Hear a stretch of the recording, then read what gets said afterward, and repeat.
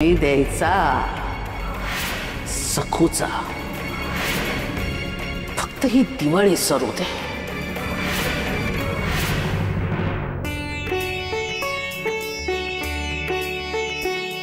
आज अहो किती छान दिसतायत, आनंदी दिसतायत. मला तर आप्पांचीच आठवण येते. आप्पा कसे मायेने माझी काळजी घ्यायचे. आज अहो पण तसेच वागतायत.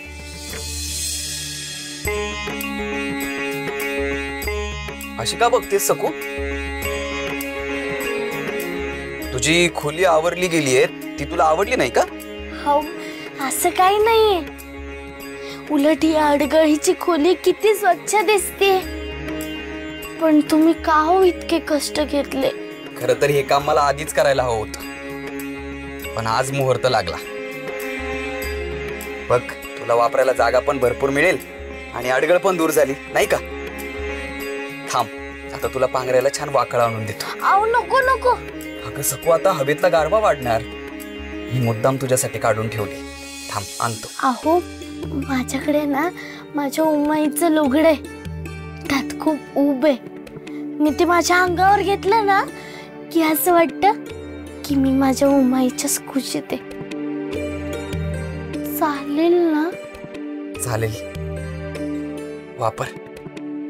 आता छान विश्रांती घे सकू. उद्या दिवाळीचा दिवस. झोप लवकर.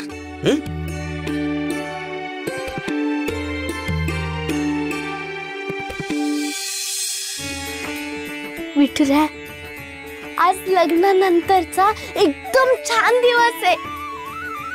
आज मला किती आनंद झालाय. सगळ्या त्रासाचं दुःख विरून गेलं. इतका आनंद आज झालाय मला. आणि विठुरा, हो किती प्रेमाने बोलले माझ्याशी. आणि मला सुखात राहता यावं म्हणून ही खोली आवरून दिली. आणि सासूबाई किती मायेने वागल्या, किती गोड बोलत होत्या आज त्या माझ्याशी.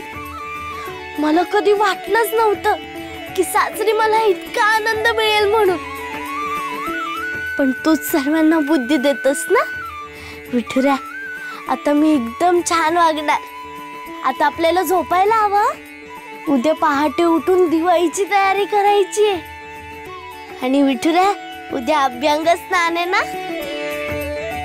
मी तुला पण अगदी तेल उठणं लावून अभिषेक करणार आहे. चला आता आपण दोघेही विश्रांती घेऊया.